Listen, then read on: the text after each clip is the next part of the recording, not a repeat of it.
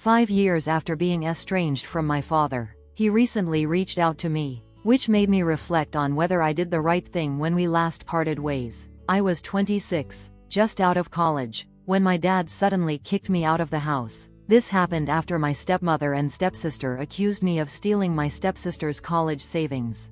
This event was the final straw in a long period of tension that began when my dad remarried. My parents had divorced when I was 7, and by the time I was 15, my dad started dating Ellie, who later became my stepmother. Ellie was a widow with a daughter, Sophia, who was 4 years younger than me. From the first time we met, I felt that Ellie and Sophia didn't really want to accept me. Over time, that feeling only grew. When I moved away for college, coming home became uncomfortable, as Ellie and Sophia's cold behavior toward me was obvious. My father, however, didn't see it and believed they had no hard feelings toward me, which only created a bigger gap between us. After graduating, I moved back home to save money for my own place. I wanted to talk to my dad about the tension I was feeling, but he brushed off my concerns, convinced that Ellie and Sophia liked me. It wasn't long before things got worse. One day, after I had been house hunting to get away from the negative atmosphere at home, I came back to a tense situation. My father, visibly upset, immediately told me to leave, accusing me of stealing Sophia's college fund. Ellie backed him up, falsely claiming that I had misused a financial account meant for emergencies. I was shocked and hurt by the accusations, especially because my dad believed them without hearing my side of the story. With no choice, I left, cutting off ties with him. Now, after years of silence, my father's sudden attempt to reconnect has brought back all these painful memories. It's made me wonder if I could have handled the situation differently, but I still don't understand why Ellie accused me of taking money meant for her daughter. Ellie claimed that I had spent a lot of money on expensive brands, using the cash set aside for her daughter to fund a shopping spree. This was a complete lie, but she managed to convince my father by hiding those purchased items in my room. When my father found the stash under my bed, he believed her accusations. Even though I insisted we check with the bank to clear things up, my father refused. Already convinced that I was guilty, he called me a thief, and despite all my efforts to prove I was innocent, he wouldn't listen. Heartbroken, I moved out, lost contact with him, and faced financial struggles for a while. Eventually, I got back on my feet, built a stable life, and even planned to buy a house. For 5 years, I stayed away from my father's side of the family. During that time, my mother stood by me, having also cut ties with my dad because of how he treated me. Then, unexpectedly, my father showed up at my new home, asking for forgiveness. He had finally learned the truth. Ellie had made up the entire story to cover up her own misuse of the money meant for her daughter's college fund. She had bought luxury items for herself and Sophia, then framed me to make my dad cover the expenses, fearing he would see her as a gold digger. After a recent argument with her parents, they revealed everything to my father, exposing Ellie's manipulation. Now understanding the full extent of her lies, my father was asking for a chance to make things right. It turned out that Ellie had been using me as part of her plan to secure her financial future without revealing her own extravagant spending. My father also told me that he had filed for divorce from Ellie with the help of his old lawyer a few weeks ago, and he now wanted to repair our relationship. During our conversation, he mentioned that one of my friend's fathers was a well-respected divorce attorney. My dad hoped I would help him connect with this attorney and maybe get a reduced fee since Ellie and her lawyer had filed a very unfair divorce petition. He seemed to think that just apologizing would make everything fine, and then I would help him as if nothing had happened between us. His audacity left me speechless. I couldn't help but laugh before firmly closing the door on him. The idea that after everything, he would expect me to assist him was ridiculous. If he needed a lawyer, he should contact one himself and pay like everyone else. His current lawyer's hesitation to handle the messy divorce because of complications and retirement was not my problem. After I shut the door on my father, I warned him to leave or I'd call the police. I thought that was the end of it, but then my mother called. To my surprise, she criticized my decision not to help him. She argued that everyone makes mistakes, even my father, and it wasn't fair to hold him to a higher standard just because he was my dad. While I understood her point that people make mistakes, my issue went deeper than that. It was about his choice to trust Ellie over me, his own daughter, and the hurtful things he had said when he kicked me out of the house. Even after all that, he didn't just come to apologize, he also came because he wanted my help. I couldn't help but feel that if he hadn't needed something, I wouldn't have heard from him at all. It took him 5 years to admit his mistake, and now he wanted to make amends, but only because he needed a favor. I tried to explain this to my mother, that my hesitation wasn't about holding on to past mistakes but about the pain caused by him prioritizing Ellie over me. However, my mother insisted that his delayed apology should still count for something and urged me to forgive him and be the bigger person. While I'm close to my friend and could probably talk to him about his father taking on my dad's case, I felt torn. Reconnecting under these circumstances felt emotionally draining, and I wasn't sure I could just set aside the past, especially with the expectation to help him. My mother and I ended up in a heated argument about whether I should help my father get a discount from a top divorce lawyer. Good lawyers are expensive, and I wasn't sure I could even convince anyone to lower their fees. My mother didn't see my perspective, and I couldn't understand hers, which seemed completely illogical to me. The argument left us both frustrated and not speaking to each other. It made me question my decisions and wonder if maybe I was wrong.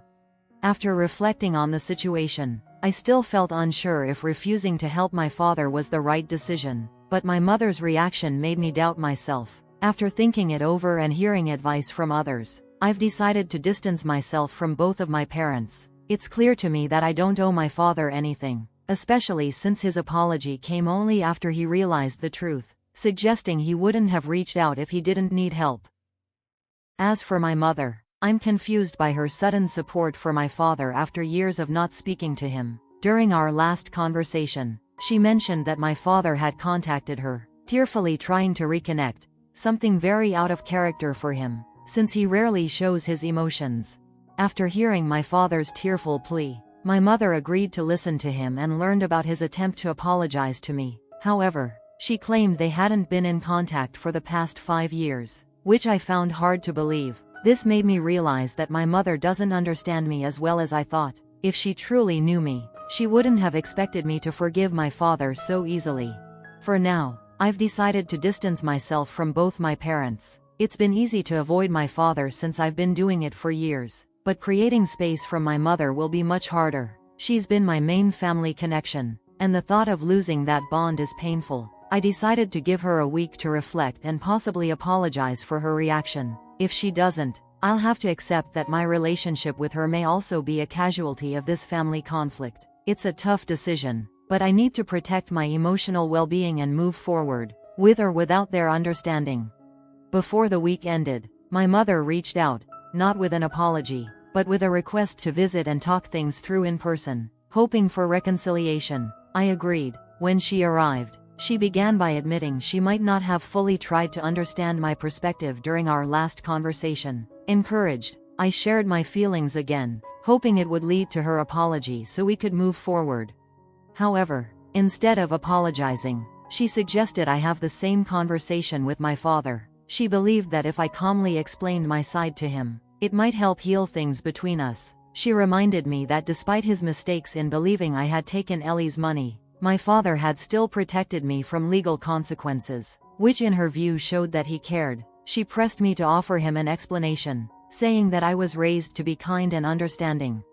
I felt disheartened. I told her that she didn't know me as well as she thought. I didn't feel any obligation to forgive or explain anything to my father after all he had done. I was also hurt that she hadn't apologized for her own role in this situation and told her I would only be willing to talk again if she was ready to give a genuine apology.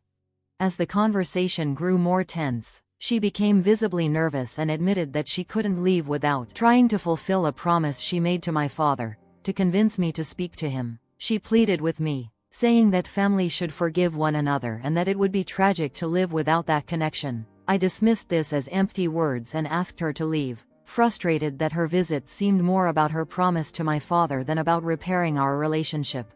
In that moment, she finally showed some regret, realizing that her approach could cause her to lose me. However, her apology felt tied to her loyalty to my father, rather than a sincere understanding of my feelings.